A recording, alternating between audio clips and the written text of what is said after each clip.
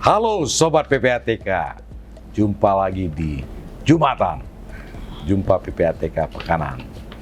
Bersama saya M. Natsir Konga, Sobat PPATK sudah hadir Bapak Dr. Ahmad Sofyan, SHMA. Beliau ini sarjana hukum, ahli di bidang hukum pidana ya. Pengajar di BINUS dan juga Ketua Harian Ekpat ya. Ketua Badan Pengurus Ekpat Indonesia. Ketua Badan Pengurus Ekpat Indonesia. Nanti apa itu Ekpat, beliau akan jelaskan kepada kita semua Sobat PPATK. Ini ada hal yang menarik ini. Kalau kita sekarang sedang disibukkan dengan judi online ya, kemudian sebelumnya pinjaman online ya.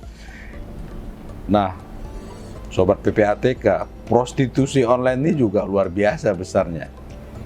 Nah, tapi kita membahas kali ini ada kaitannya dengan prostitusi online, tapi lebih kepada seks terhadap anak ya. Jadi ini juga sesuatu yang sangat mengkhawatirkan, bagaimana kasus-kasus yang eksploitasi seksual terhadap ini angkanya cukup tinggi ya. Kalau kita lihat data dari Kementerian Pemberdayaan Perempuan dan Perlindungan Anak, itu tahun 2020 sampai tahun 2022 ada 25.250 kasus ya, anak yang menjadi korban kekerasan seksual anak. Dan ini Sobat PPATK merebak ketika COVID mulai berkembang waktu di 2021 ya, dimana juga pada saat yang bersamaan tuh anak-anak belajar secara daring online ya.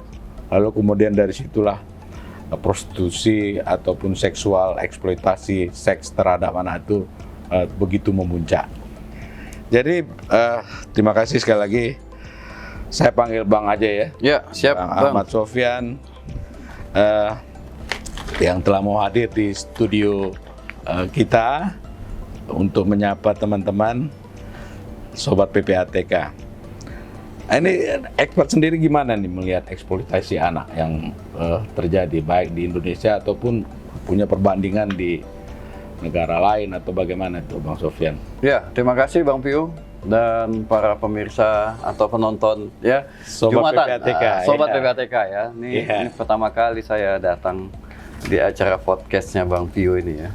Jadi dan topiknya juga sebetulnya saya yakin banyak yang suka, apalagi berkaitan dengan seks ya. Jadi kalau berkaitan dengan seks itu orang pasti menyukainya. Tetapi seks yang kali ini kita bahas, Bang Piu, memang terkait dengan eksploitasi seksual anak ya. Tapi itu mengerikan ya. Iya, betul. Karena itu menyangkut anak kita, cucu kita ya. Jadi Ekpat itu atau singkatan daripada Ending Sexual Exploitation of Children punya komitmen ya untuk menghapus bentuk-bentuk eksploitasi seksual anak. Jadi eksploitasi seksual anak itu menjadi musuh dunia ya. Bentuknya bisa prostitusi anak, pornografi anak, perdagangan seks anak, dan juga beberapa kasus anak-anak yang diperjualbelikan, diperdagangkan, trafficking of children untuk tujuan seksual. Dan juga ada beberapa kasus perkawinan anak untuk tujuan seksual. Jadi sebetulnya eksploitasi seksual itu bentuknya banyak, tetapi memang yang paling besar menjadi objek seks komersial itu adalah prostitusi anak dan pornografi anak. Ini pasar global sangat tinggi permintaannya, melebihi ya. Menurut saya ya, melebihi judi online yang sekarang lagi marak. Iya. Jadi nilai transaksi ataupun akumulasi yang berputar di judi online, kemudian di pinjaman online dan prostitusi online itu ya triliunan gitu ya. Betul. Jadi dan saya pernah lihat hasil penelitian dari sebuah lembaga ya, bahkan itu mereka sudah juga cukup canggih ya, selain mata uang dolar yang digunakan tapi juga kripto kan. Iya, betul. Dan tindak pidana asal untuk membeli seks pada anak-anak itu kebanyakan adalah kejahatan juga.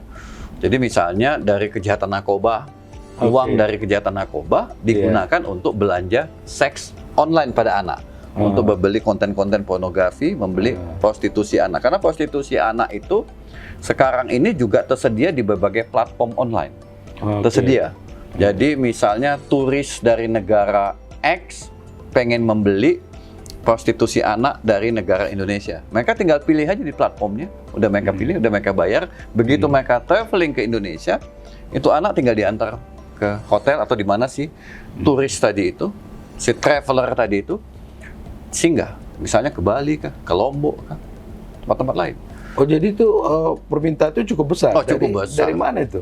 Yang cukup besar. Sayangnya angka yang pasti dari negara mana peminat prostitusi anak online ini kita belum punya, ya.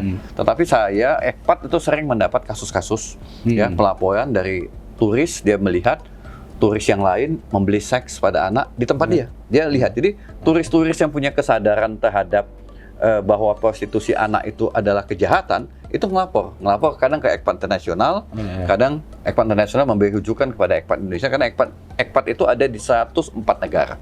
Kantor pusatnya ada di Bangkok. Indonesia sudah berdiri sejak 2004 hingga sekarang, ya. Jadi yang mengenal Ekpat itu mereka lapor. Ini loh, saya melihat di depan mata saya sendiri ada bule wisatawan sedang bergandengan tangan dengan gadis lokal dan masuk ke vilanya, lapor. Jadi dari mana? Ternyata mereka sebelum datang sudah melakukan pemesanan dan sudah melakukan pembayaran. Kepada siapa? Ya kepada agen-agen yang memang menyediakan prostitusi anak tadi. Apa daya tarik anak sebagai objek seksual? Nah, para pembeli seks yang kami sebut dengan child sex offender itu memang punya kelainan, ya, punya orientasi seksual menyimpang. Jadi belanja seks pada anak itu dipersamakannya dengan belanja makanan siap saji. Setelah membeli KFC, pengen beli McDonald, pengen beli Popeye, ya. Jadi dia ingin coba semuanya. Jadi anak-anak dari berbagai negara dianggapnya seperti junk food tadi itu, ya, dibelinya. Atau dari Indonesia, anak-anak dari berbagai daerah juga dibelinya. Jadi pelaku kejahatan seksual ini memang secara finansial mampu, ya, punya kemampuan. Dan tapi memang intinya dia ada penyimpangan seksual. Dan di negaranya itu hukumannya berat, sehingga dia datanglah ke negara yang masih bisa bernegosiasi dengan penegak hukum dan tidak diendus oleh penegak hukum, dan masih ada orang-orang yang menyediakan anak-anak untuk kebutuhan seksual si pelaku tadi itu. Dan ini kan orang bermasalah nih, ya. Orang bermasalah. Menyimpang. Gitu. Tapi kok bisa membuat komunitas gitu? Orang-orang yang menyimpang gitu. Iya, itu dia. Jadi mereka sendiri memang punya komunitas, saling berbagi. Misalnya gini, ada komunitas child sex offender ini yang hanya mengumpul video-video seks anak. Atau video-video kekerasan seksual pada anak, atau hanya foto-foto anak-anak dalam keadaan telanjang atau dalam keadaan sensual. Itu dijual belikan dan saling share, dan komunitas mereka ada dan tidak terendus. Alasannya karena saya tidak mengerti ini bidang teknologi, karena mereka menggunakan jaringan darknet, ya, jaringan yang tersembunyi, bukan jaringan yang bisa ditelusurin atau bisa diawasin oleh berbagai cyber police misalnya, ya, atau dari Interpol. Jadi Interpol juga sudah menjadikan kejahatan seksual anak ini sebagai salah satu prioritas mereka untuk diberantas secara internasional, karena perputaran uang dari ini adalah bisnis crime besar, ya. Dan masalahnya anak-anak jadi korban. Dan secara internasional anak-anak tidak boleh dijadikan objek seks negara manapun. Ya, karena ada konvensinya. Gitu, Bang. Nah, jadi pengalaman kami itu juga begitu, Bang Sofyan, ya. PPATK-nya Amerika misalnya, mereka itu namanya Vincent. Oh, Vincent. Iya. Jadi pelaku pedofilia atau penyimpangan seks terhadap anak di sana, tadi karena disebut hukum ketat di sana dan apanya cukup berat gitu, ya, mereka lari ke negara-negara yang agak longgar gitu, ya, dan banyak mereka bermain ke Lombok, bermain ke Bali.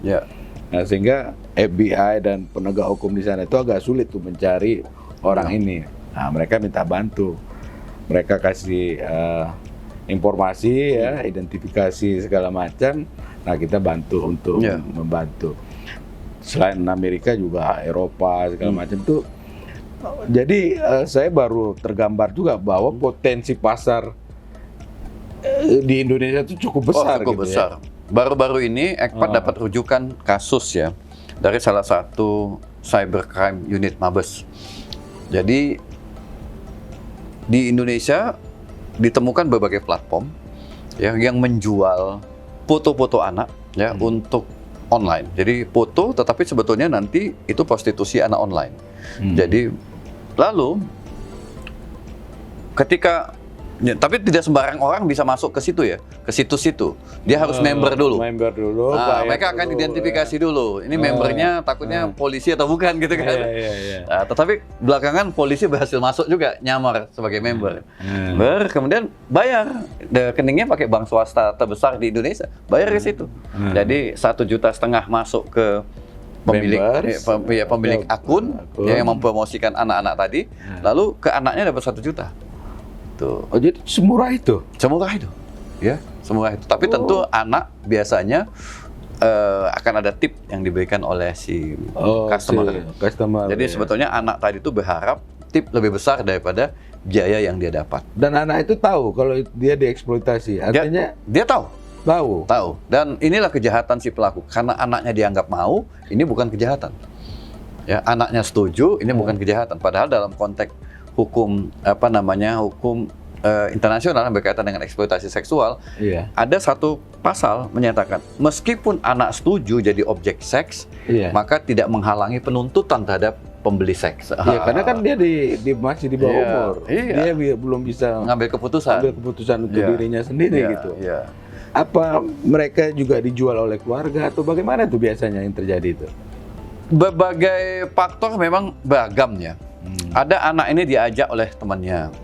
Ya, ada juga keluarga tahu tapi tutup mata. Yang penting kamu memberikan uang kepada keluarga. Tapi sobat PPATK ini jangan dijadikan ilmu pengetahuan untuk dicoba ya. Jangan. Ini justru ya sobat PPATK, apa yang disampaikan oleh Bang Sofyan ini supaya kita sama-sama mengantisipasi, sama-sama mencegah agar anak itu bukan lagi, jangan lagi menjadi korban seksual terhadap anak ya. Nah, nanti sobat PPATK lihat buka pula tuh platform yang disebut tadi itu. Dan memang faktor terbesar di kalangan anak-anak kita itu adalah konsumerisme. Jadi anak-anak kita itu sudah masuk kepada nilai-nilai hedonisme, pengen dapat uang cepat, pengen dapat kebahagiaan dengan instan, dan dia tahu bahwa ada pembeli seks yang bisa pingin HP Apple terbaru dengan fashion terbaru. Kita lihat berbagai marketplace yang ada secara online itu juga mudah diakses dengan klik ya dari handphone mereka. Jadi pengaruh nilai-nilai itulah yang menyebabkan anak-anak kita terjerumus dalam praktek-praktek yang membahayakan dirinya dan keluarganya dan masa depannya. Gitu. Nah, sejauh ini apa yang sudah dilakukan Ekpat ya untuk bisa mengantisipasi, mencegah eksploitasi seks anak ini? Ya, kami punya berbagai pendekatan ya untuk mengatasi masalah ini. Salah satu pendekatannya adalah memperkuat penegakan hukum. Ya, jadi memang kita bagaimana penegak hukum itu aware bahwa ini adalah kejahatan. Bagaimana mereka didorong untuk melakukan investigasi terhadap kasus-kasus ini. Kita memberikan informasi kepada mereka. Itu yang konkret, ya.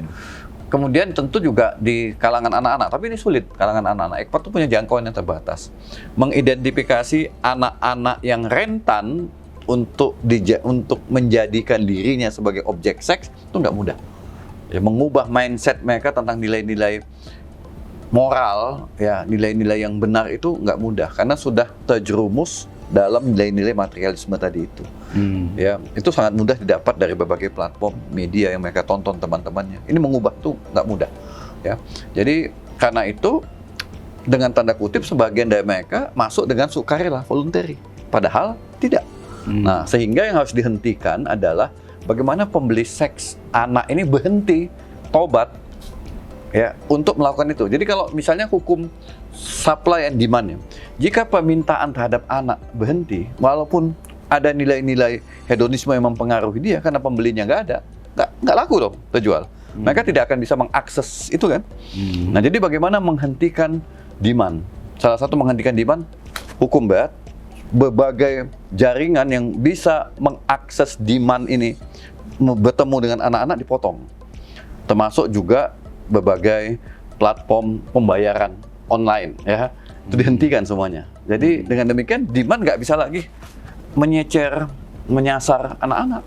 Karena anak-anak kita udah pengen iPhone 13, ya, pengen baju terbaru, pengen nonton XX1 Konser. tiap hari, konser, pengennya udah itu semua. Ini ada gitu loh. Iya. Dan bisa digapai dengan mudah. Dengan gapai mudah. Teman-temannya udah dilihat, ya gimana sih caranya katanya. Lu bisa punya, oh ayo. Nah, salah satu cara untuk memutus rantai itu, saya dengar ekspor akan membuat sebuah event besar ini. Betul. Dan akan dilaksanakan di Bali awal-awal Agustus Ya, ya. tepatnya tanggal 7 dan 8 Agustus. Nah, ini apa ini? Forum apa ini? Ya, jadi kami mengadakan konvensi internasional tentang penyalahgunaan penyedia jasa keuangan terkait dengan eksploitasi seksual anak. Ya, jadi penyedia jasa keuangan itu dimanfaatin oleh pelaku tadi itu. Ya, jaringan pelaku tadi memanfaatkannya untuk membeli, melakukan transaksi baik kepada mucikari, penyedia platform maupun anak-anak secara langsung. Nah, ini Sobat PPATK, Ya. saya jelaskan sedikit nih ya, penyedia jasa keuangan. Penyedia jasa keuangan itu adalah misalnya bank, ya, insuran, pasar modal, atau juga yang menyelenggarakan e-money gitu ya, seperti Dana, GoPay, dan lain-lain. Itu yang dimaksudkan ya. Itu yang disebut dengan yang penyedia jasa kebetulan juga keuangan. penyedia jasa keuangan ini merupakan pihak pelapor yang menyampaikan kewajiban pelaporan kepada PPATK. Oke. Oke, lanjut. Nah, jadi bagaimana penyedia jasa keuangan, baik yang konvensional maupun yang dalam bentuk e-wallet tadi itu, bisa membuat sistem, ya, sistem pencegahan, sistem penanggulangan dan mitigasi, atau kebijakan-kebijakan lain, supaya mereka tidak dimanfaatin oleh pelaku untuk membeli seks. Sekarang, kalau ini bisa dicegah, ya, jaringan di tengah ini bisa dicegah, ya, penyedia jasa keuangan ini bisa dicegah, maka ini makin sulit bertemu dengan anak-anak. Kenapa? Anak-anak itu akan masuk karena ada uang yang dia dapat. Seandainya bisa dicegah, dilindungin, maka nggak mungkin lagi pembelian seks anak seperti zaman dulu lagi, cash and carry. Iya. Ketemu di mall, kasih uang, Itu nggak kan mungkin. bisa digrebek. Bisa kalau digrebek. bisa Dulu kan begitu. Iya, Ya, dengan jumlah mucikari besar ketemu misalnya. kasih 3 juta, mana anaknya ini? Langsung Diantar ke hotel. Sekarang nggak lagi. Semuanya udah pakai transaksi. Iya. Nah, sekarang Itu yang mau bagaimana diputus, transaksi ini ya. bisa diawasin oleh PPATK, diawasin oleh berbagai lembaga, dan si lembaga keuangan tadi itu, PJK tadi, membuat kebijakan yang bisa Iya. memitigasi terhadap child sex offender tadi untuk tidak melakukan transaksi baik kepada operator, kepada trafficker, maupun kepada anak. Dan itu sangat efektif. Sangat efektif. Karena memang kan kesempatan ya. Ya, Sama dengan psikologi judi online. iya, Itu orang bermain judi, ya, iya kan? Habis uangnya jam 4, ya, jam 4 subuh, Ya. itu berusaha tuh bagaimana supaya dapat duit. ya. Tapi ketika dia susah mendapatkan duit, susah menggadaikan dan lain-lain, itu bisa dengan cepat ya Iya. menurun semangatnya untuk bermain judi. Jadi ini juga salah satu cara Iya. ya. Jadi ECPAT itu akan mengadakan International Conference, ya. Ini agak panjang ini apanya. Namanya ASEAN Conference, The Prevention and Responses to the Misuse of Financial Service Provider in Child Sexual Exploitation. Jadi ini adalah konvensi pertama, ya, yang Pertama di dunia. di dunia yang membahas penyalahgunaan penyedia jasa keuangan, ya, penyalahgunaan dan eksploitasi seksual. Jadi ada 2 fase: penyalahgunaan penyedia jasa keuangan dan eksploitasi seksual anak. Jadi acara ini diadakan di Bali tanggal 7 dan 8. Pesertanya ditargetkan ada sekitar 150 Dari berbagai negara. dari berbagai negara, khususnya dari ASEAN. Ya, direncanakan akan dibuka oleh Ibu Menteri Pemberdayaan Perempuan dan Pelindungan Anak. Ada narasumber dari PPATK juga hadir, dari OJK juga hadir, Kalau yang dari Indonesia, ada dari UNICEF Indonesia, ECPAT Internasional, dan kalau nggak silap Australia juga. Jadi PPATK-nya Australia juga hadir. Dan juga ada ahli di bidang penyalahgunaan lembaga-lembaga keuangan ini, namanya John Carr ya. Tapi dia tidak bisa hadir dari langsung, tapi dia online dari Inggris ya. Dan juga ada forum akademik ya. Jadi akademisi mengirimkan paper hasil riset mereka terkait dengan keterkaitan antara eksploitasi seksual dan penyalahgunaan lembaga penyedia jasa keuangan itu. Jadi acara di Bali, dan ini output dari pertemuan ini atau konferensi ini salah satunya adalah rekomendasi dan aksi dan rencana aksi bagaimana mencegah, menanggulangi penyalahgunaan lembaga keuangan tadi itu dalam praktek-praktek eksploitasi seksual pada anak sebagai sebuah kejahatan.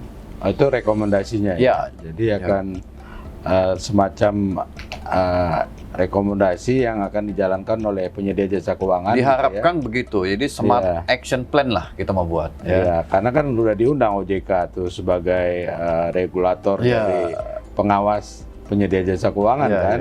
Jadi sudah tepat tuh Bang Sofyan ya. Nah, kembali ke tentang eksploitasi seks anak ini Bang Sofyan. ECPAT Indonesia punya nggak ya semacam peta ya? Di mana daerah-daerah yang rawan ya terhadap eksploitasi seksual anak, lalu kemudian punya nggak data para hidung belang tuh terbesar tuh ada di mana gitu ya? Kenapa kok carinya Indonesia? Kenapa nggak misalnya negara lain gitu ya? Atau mungkin Thailand juga tinggi kali ya? Tapi apa bedanya misalnya Indonesia dengan Thailand misalnya? Silakan Bang Sofyan. Di Indonesia itu titik-titik ya, kami hanya punya titik-titik ya yang di mana praktek eksploitasi seksual itu tinggi. Pertama dari daerah-daerah wisata. Daerah wisata itu ada di Bali, Lombok, Jakarta tentu, dan Bandung ya. Dan kalau di daerah Sumatera itu ada di Medan dan sekitarnya. Itu daerah-daerah wisata. Kemudian yang kedua, daerah-daerah industri. Ya, industri juga berkembang pesat eksploitasi seksual anak. Ya, jadi di Indonesia Cilegon misalnya, itu kan daerah industri ya, banyak perusahaan-perusahaan Karawang ya. Jadi daerah pariwisata, daerah industri yang berkembang praktek-praktek eksploitasi. Industri itu termasuk juga di Freeport ya, Timika itu juga banyak. Jadi ada biasanya kalau mengumpul industri, biasanya permintaan seks anak juga tinggi.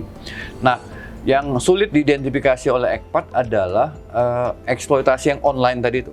Karena eksploitasi online bisa berlangsung di seluruh wilayah Indonesia. Sepanjang para sindikat itu bisa merekrut anak-anak dari tempat itu untuk dipajang foto dan videonya dalam berbagai platform. Nah, itu terjadi di wilayah Indonesia, seluruh wilayah Indonesia. Sepanjang mereka bisa rekrut dan sesuai dengan selera konsumen atau child sex offender. Jadi kalau yang ini ECPAT belum bisa mengidentifikasi daerah mana aja, tetapi kasus-kasusnya hampir di seluruh wilayah Indonesia yang sifatnya seksual eksploitasi. Mungkin contoh satu kasus yang menarik ya. Contoh kasus yang menarik kami temukan yang berhasil dibongkar oleh Polres Soekarno-Hatta ya. Terjadi di Serang. Ya, Serang itu kan bukan daerah industri, ya, itu ibu kota provinsi Banten. Jadi mereka menemukan di mana ada sejumlah anak laki, ada pembuatan film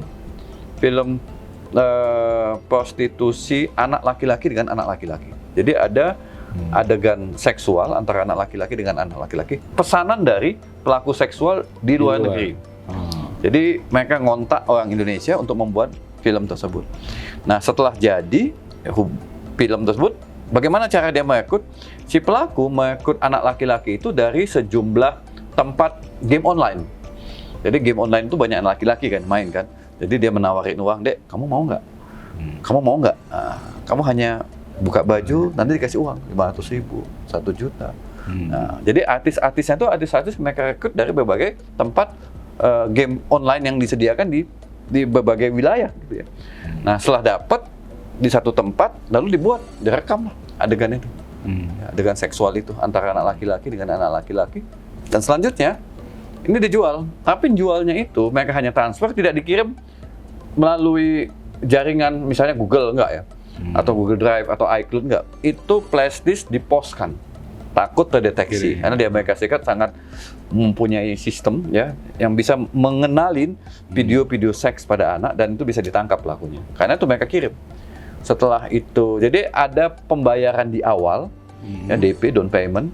Kemudian setelah itu dikirim, nanti mereka akan dapat pembayaran full. Nah, di sana juga diperjualbelikan video-video itu. Itu masuk kategori eksploitasi seks Iya. gitu ya. Iya. Jadi bukan hanya berhubungan fisik gitu Iya, ya. jadi kenapa mereka membeli video seks itu? Kayak tadi itu ada kelainan seksual. Jadi penontonnya itu memang orang-orang yang punya kelainan seksual, dengan menonton itu terpuaskan hasrat seksual dia. Bayangkan yang ditonton itu adalah hubungan seksual antara anak laki-laki dengan anak laki-laki, di mana permintaan bagaimana hubungan seksual itu sudah diarahkan dari pemesan.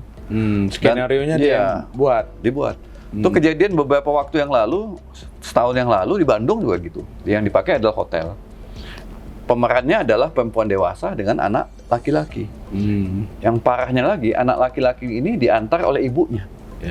Ibunya. Jadi yang menerima pembayaran adalah ibunya. Ibu kandungnya. Dia memerankan hubungan seksual itu. Dan itu juga diperjualbelikan dan dipesan dari luar. Dan banyak peminatnya itu. Dan banyak peminat. Waduh. Jadi makanya saya bilang ini agak sulit mengendusnya, karena material seksualnya itu tidak dikirimkan secara online, karena akan bisa terdeteksi. Tapi dalam bentuk flash disk dikirimkan. Setelah di sana bisa dibuka, di sana lah mulai. Dan itu bentuk materialnya belum diedit. Jadi di sana lah yang edit. Jadi direkam utuh, dan mereka pengen hasil rekaman utuh itulah dikirim. Nah, di sana nanti diedit, dan kita nggak tahu hasilnya seperti apa, hasil editan itu. Gitu. Nah, kemudian pola lain apa tuh? Pola lain ada juga yang kita temukan di Bali. Dia jadi bintang untuk mempromosikan pakaian dalam. Anak perempuan ini. Jadi anak perempuan usia 12-14 disuruh mempromosikan pakaian dalam, lingerie, diambil di pantai, di videoin. Dan itu anak-anak perempuan Indonesia. Memang nggak telanjang ya, tapi sangat sensual. Jadi kata mereka, kalau yang ditampilin tuh anak perempuan, barang itu makin cepat lakunya. Gitu. Jadi yang ditampilin tuh, kemudian diambil secara profesional. Beberapa anak perempuan disuruh berpakaian dengan menggunakan bikini, ya kan? Apakah itu pakaian renang atau lingerie atau pakaian dalam? Ada yang bermerek, ada yang tidak bermerek. Kemudian dikirim hasil video itu, ya. Dan itu juga sangat mahal. Dan yang mereka pilih tentu anak-anak perempuan yang Asia betul lah, kulitnya agak kehitaman, kemudian berjemur di pantai, ya. Tuh. Jadi ada yang modelnya hanya dalam bentuk foto dan video, ya. Ada juga yang terjadi hubungan seksual. Nah, kalau dibanding misalnya Thailand gitu ya, mana lebih marak? Sebetulnya seks terhadap anak. Iya. Sebetulnya Thailand itu udah memiliki hukum yang lebih baik, ya. Sehingga mereka bisa menjaga usia. Jadi kalaupun di sana banyak praktek-praktek prostitusi, tetapi bisa dilihat usianya itu di atas 18. Kalaupun ada yang di bawah 18 itu biasanya dari Kamboja, dari Vietnam gitu loh. Tapi kalau mereka di sana kan prostitusi legal ya. Tetapi mereka bisa menjaga usia. Mereka punya undang-undang pemberantasan prostitusi anak dan pornografi anak di Thailand. Kita belum punya. Artinya di sana lebih anak-anak itu bisa terlindungi ya. Bisa terlindungin. Nah, kita kan belum punya undang-undang pemberantasan pelacuran dan pornografi anak. Secara khusus mereka punya undang-undang itu, dan mereka punya penegak hukum di situ. Jadi kalaupun ada tempat-tempat prostitusi, mereka pastikan itu di atas usia 18. Kalau ekspat diminta untuk membuat draft undang-undang, siap nggak? Oh, siap aja, siap. Ya, jadi memang undang-undang pelindungan anak kita itu terlalu general, dan undang-undang kita belum menyatakan secara khusus barang siapa membeli seks pada anak adalah kejahatan. Belum ada. Jadi barang siapa melakukan persetubuhan pada anak baru kejahatan. Barang siapa melakukan pencabulan pada anak adalah kejahatan. Tapi barang siapa membeli seks pada anak, tidak ada artikel itu yang menyebut. Tapi undang-undang negara lain, Filipina, ya, Thailand. Jadi misalnya gini, kasus di Filipina. Ada seorang bule naik taksi online, ya. Lalu di dalam taksi online itu ada sejumlah anak perempuan. Ya, di dalam taksi online itu. kena razia. Lalu si bule ini nanya, wisatawan ini ditanya sama polisi, itu siapa itu? Ya kan? Ya mau jalan-jalan aja. Polisi nggak percaya dong, masa mau jalan-jalan aja gitu kan? Mereka cek pasportnya, lalu mereka cek, ternyata mereka udah booking hotel. Mereka akan membawa anak-anak perempuan tadi itu Di sebuah hotel. Untuk, ya ternyata di Filipina itu kan belum terjadi tuh hubungan seksualnya. Iya, Jadi masih deteksi. percobaan untuk membeli seks ada kejahatan. Itu dianggap sebagai percobaan. Iya, dan itu diatur oleh undang-undang. Diatur dalam undang-undang. Kalau kita kan belum tentu ada bule bawa anak-anak laki-laki di satu tempat sebelum terjadi persetubuhan belum bisa itu dipidana. belum, iya, karena belum. Jadi nunggu dulu terjadi persetubuhan. Iya. Nah, itu kelemahan. Belum lagi saksinya harus berapa, iya kan? Padahal anak-anak itu kadang-kadang hanya dibawa jalan-jalan terpuaskan kebutuhan seksual dia. Iya. Oke, Sobat PPATK, banyak pencerahan ya yang kita dapatkan dari Bang Sofyan. Bang Ahmad Sofyan, apa ini tips ya yang bisa disampaikan kepada masyarakat ya, baik orang tua maupun kepada anak itu sendiri ya, untuk mampu bisa menjaga diri sehingga tidak menjadi korban dari eksploitasi seks anak.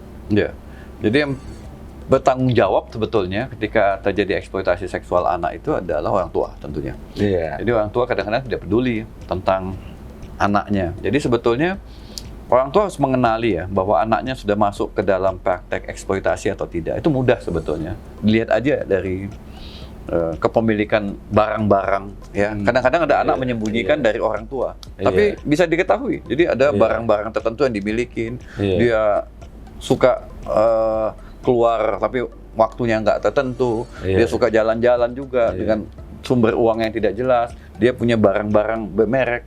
Jadi orang tua patut mengenalin itu ya, bahwa anaknya sudah masuk dalam praktek eksploitasi seksual atau belum. Ya, karena anak-anak, terutama bisa anak perempuan, bisa anak laki-laki ya.